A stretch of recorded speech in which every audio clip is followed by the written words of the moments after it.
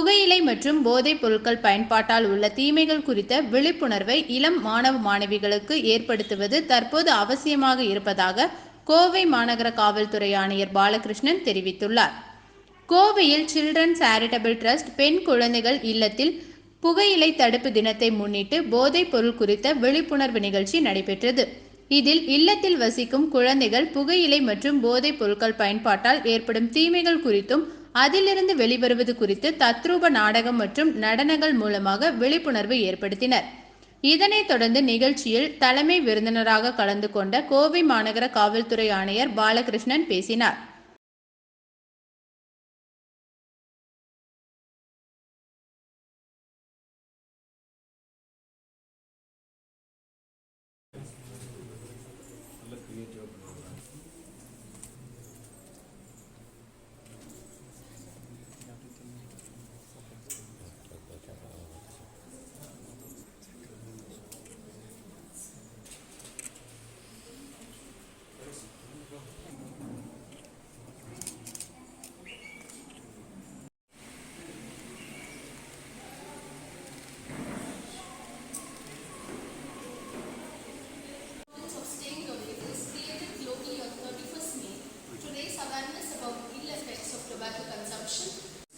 Raising awareness on women and children's safety, professional training and development of women.